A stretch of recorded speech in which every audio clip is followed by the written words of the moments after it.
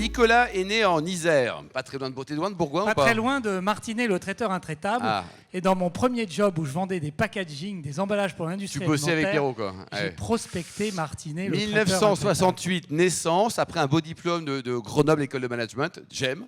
Et puis effectivement, tu as commencé ta carrière à Monaco, d'où le teint allé. Tu faisais quoi à l'époque alors? J'étais commercial et je vendais des emballages dans l'industrie alimentaire pour protéger les aliments qui ont besoin d'être protégés contre l'oxygène, contre l'air, enfin contre toutes les choses, et puis surtout pour pouvoir les manger. Donc je vendais des emballages et à Jambon d'Aoste, à Calixte, à Andros et peut-être à Il Martinet. négociait bien les prix, Martinet, à l'époque ou pas? Ils étaient très difficiles, mais je crois que Martinet, je l'ai aussi démarché lorsque j'étais à GEM, parce que je m'occupais de l'association Olympub, et on avait besoin de sponsors pour faire une grande manifestation de jeunes à l'Alpe d'Huez, où il y avait différentes manifestations et on cherchait de l'argent. Et moi, j'étais à la commission sponsor, il fallait que je trouve du fric, et je crois que j'étais allé voir Martinet. Mais bon. Tu avais un petit doute, quoi. Alors ensuite, changement de décor, tu passes dans la photo Muriel, chez Kiss, et là, tu vas aller vendre des machines en Angleterre, et tu avais doublé l'objectif de vente. C'était quoi cette histoire de machines? À l'époque, c'était les pharmaciens en Angleterre qui vendaient les photos 1 heure. Et mon objectif, il récupérait des pellicules photos. Et moi, mon objectif, c'était de leur proposer des machines pour faire la photo 1 heure. Et donc, je démarchais ces pharmaciens, qui pour la plupart étaient des Indiens. Ils s'appelaient tous Monsieur Patel ou Monsieur Shah. Pourquoi pas? Et je leur essayais de leur vendre des machines pour faire la photo 1 heure. Et mon chef de l'époque m'avait dit, tu dois vendre le premier mois 1 machine, le deuxième mois 2 machines et le troisième mois 3 machines. Au bout du premier mois, j'avais rien vendu. Au bout du deuxième mois, j'avais rien vendu. Mais au bout du troisième mois, j'ai vendu ma première machine. Et derrière, j'ai vendu 10 machines. J'ai battu tous les records de vente. Et j'ai acquis mes armes, mes lettres de noblesse en Angleterre, quoi. En Angleterre. Combien ça valait une machine, Nicolas? Ça valait combien Ça une machine? valait 19 900 pounds. Ah, quand même, fallait les... Il fallait les vendre. Ouais. Il fallait Alors faire après, beaucoup au de sein photos. du groupe, tu as évolué, tu as eu plusieurs jobs et tu es devenu directeur général. Je suis devenu directeur général de cette entreprise. Effectivement, ça m'a emmené à parcourir le monde, à rencontrer des clients aussi prestigieux que Kodak, avec lequel nous avions fait un partenariat pour vendre de nombreuses machines dans le monde entier. J'avais également fait une joint venture avec un fabricant de memory card qui s'appelait SanDisk pour faire la première borne qui permettait de développer les photos à partir des supports numériques. Moi, j'ai vécu la crise de la photo où on faisait tous, enfin en tout cas pour les plus âgés entre nous ici, on développait nos photos. Et à un moment donné, est arrivé le numérique, est arrivé les appareils photo numériques, et puis tout d'un coup, quelque chose de beaucoup plus impactant, Internet au débit et le partage de la photo. Et à partir de là, ce marché de la photo imprimée s'est totalement effondré. Mais Kodak qui se casse la gueule, c'était un truc génial. Hein. Comment on fait? Kodak, Agfa, Konica, ils sont tous morts. Tous les grands leaders sont tous été rayés. Mais personne n'a réinventé la marque parce que il y a un côté vintage, non?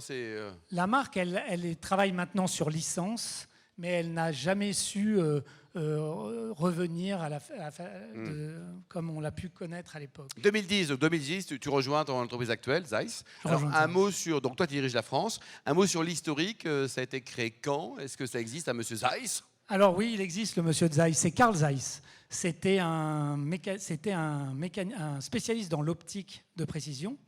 Et ça a été fondé en 1846. C'est une société allemande qui a créé le premier microscope. Donc en fait, c'est l'association de 3 fondateurs, Carl Zeiss, Ernst Abbe et Otto Schott.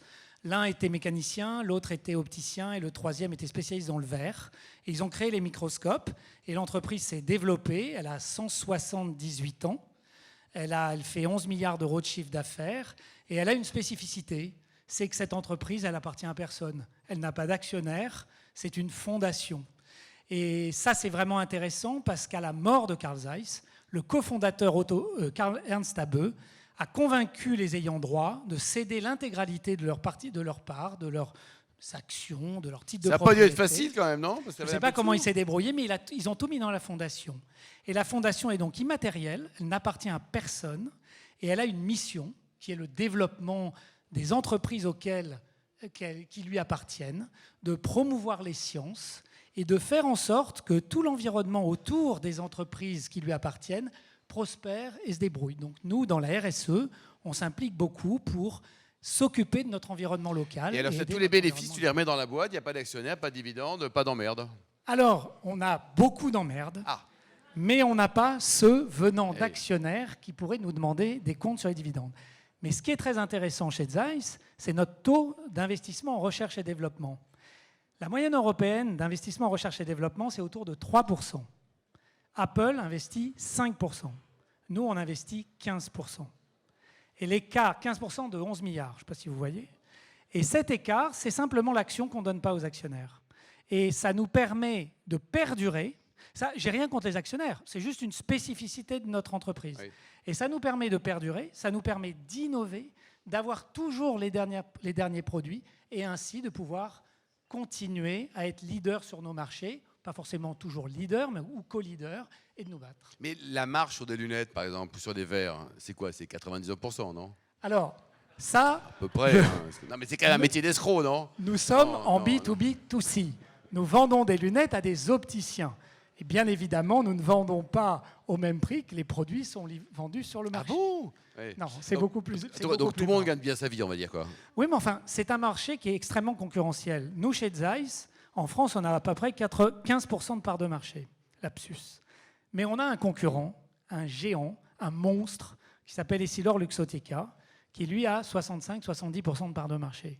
Et qui aujourd'hui, en plus de ça, a été malheureusement racheté par une société italienne, en faisant un peu de chauvinisme, Luxottica. Et Luxottica a racheté Essilor. Et après, ils ont aussi racheté un groupe qui s'appelle Grand Vision, Général d'Optique, Grand Optical. Donc aujourd'hui, c'est un monstre titanesque. Ouais. Et on se bat donc contre ces géants. Je peux vous dire que... C'est pas facile tous les jours. Non, quoi, c'est pas facile tous bon, les en tout cas, on t'encourage. La semaine dernière, d'ailleurs, à l'autre soirée du Wine, vous savez qu'on a 3 soirées par Il y mois. avait Anthony C'était Afflelou. Anthony Afflelou qui était là, qui a vraiment été génial. 32 qui est ans, un de nos gamin, clients. il est formidable. Quoi. Alors aujourd'hui en France, rien que pour la partie France, hein, c'est 263 millions d'euros de chiffre d'affaires. Et alors, tu as plusieurs sites de production. Oui, on a un site de production, on fabrique des verres à fougères. Donc, juste pour... lorsque vous allez acheter un verre Zeiss, qui bien évidemment va être votre prochain achat, Bien quand sûr. vous portez des lunettes, eh bien, vous pourrez vous dire que les verres sont fabriqués à fougères. Donc, on a l'origine France garantie, puisque plus de 50% de la valeur ajoutée est faite en France. On bénéficie de ce label Origine France garantie. 700 collaborateurs, mon cher Nicolas, là. Mais ça va être difficile de trouver des mecs qui vont bosser dans les verres, non? Ah non, alors on est une boîte très attractive de par notre statut, le fait qu'on soit une fondation, le fait qu'on soit très engagé sur des sujets qui donnent du sens aux gens, la RSE. On fait de la RSE dans nos gènes, puisque c'est à la base de notre fondation. Et donc ça nous permet d'attirer des talents, d'attirer des jeunes. On est également multisite, donc on arrive à avoir des gens dans les différents endroits. Et très honnêtement, je crois qu'on a quelques atouts pour attirer des talents. Et puis un métier qui donne du sens aussi, Nicolas. Exactement. Il y a un bateau aussi, Zeiss.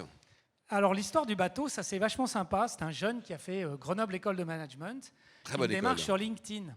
Je suis démarché sur LinkedIn, comme j'imagine vous tous. Et il me dit qu'il a un projet pour faire la Transat Jacques Vabre, de faire la transatlantique et d'avoir un sponsoring de bateau. Bon, je lui dis, bon, OK pour se voir. Je prends un petit peu de temps pour lui envoyer la convocation. Il me demande, est-ce que vous voulez que j'envoie l'invitation à Outlook? J'avais un peu l'impression d'être le débile mental qui ne savait pas envoyer une invitation Teams.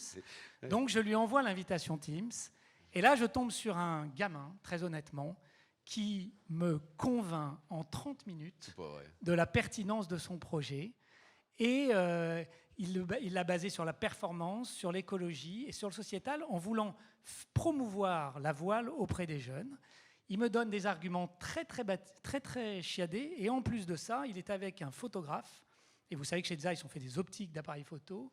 Et donc, il a tout un espèce d'écosystème dans son espèce de pitch. Et il me convainc. Du coup, on se rencontre 2 jours après. Et je lui dis, bon, écoute, moi, je suis convaincu, mais maintenant, il va falloir convaincre le comité de direction, parce que je ne vais pas être le seul à prendre une décision pareille, parce que derrière, ça va être un sacré projet. Et je lui dis, ben, écoute, tu vas te connecter en visio à notre prochain CODIR, et si tu y arrives, ben, c'est banco. Donc il a appris l'allemand en 3 jours. Il a appris le temps, c'était le CODIR français, et il y est arrivé, il nous a convaincus.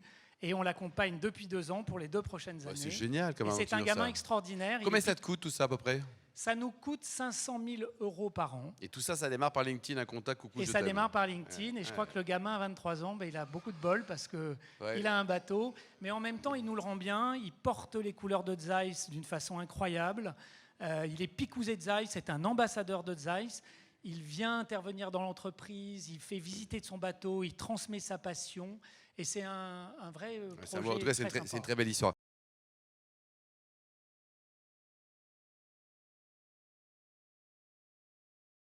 C'est vraiment le challenge.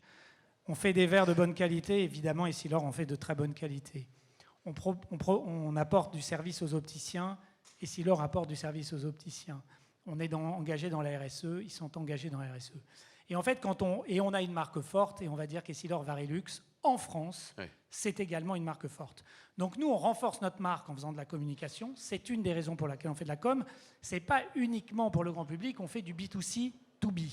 C'est-à-dire, en fait, on parle au grand public pour convaincre l'opticien que notre marque est forte, ouais, et qu'il peut la promouvoir avec fierté. Mais aujourd'hui, notre grand axe, c'est l'expérience client. C'est-à-dire, en gros, de dire, on va devenir le verrier qui va apporter aux opticiens la meilleure expérience dans son parcours d'opticien avec nous et lui donner tous les éléments pour lui-même offrir à ses clients la meilleure des expériences. Et donc, on va se différencier sur l'expérience client.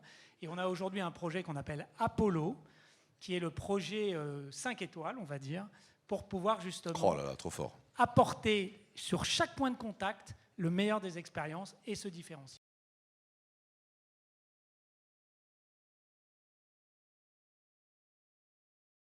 Alors, on ne l'a pas mesuré de façon très précise. En revanche, quand on organise des événements, lorsqu'on en parle, on a beaucoup d'adhésion. Ça nous permet de beaucoup communiquer aussi en interne. Ça nous permet, quand on a fait par exemple la Transat Jacques Vabre, on a fait venir des collaborateurs qui se sont engagés. On leur a dit de venir également avec leur famille. Et donc, ça crée, c'est une histoire sur le long terme. Et c'est ça qui est sympa par rapport à un événement ponctuel, c'est qu'on suit, par exemple, en ce moment, il construit un nouveau bateau. Donc, on suit la construction du bateau, on va suivre la mise à l'eau, on va suivre les entraînements. Il y a une vraie histoire, quand voilà. même. Et puis, en plus, l'année dernière, à la Transat Lorient-New York, il lui est arrivé une fortune de mer, il a perdu son mât. Ça a été un drame. Il s'est fait évacuer par les gardes-côtes américains. Ça, c'est bon pour la pub. Voilà. Donc, ça a créé un sacré émotionnel. En tout cas, c'est une magnifique aventure. Merci beaucoup, en tout cas, Nicolas. Bravo pour ton parcours.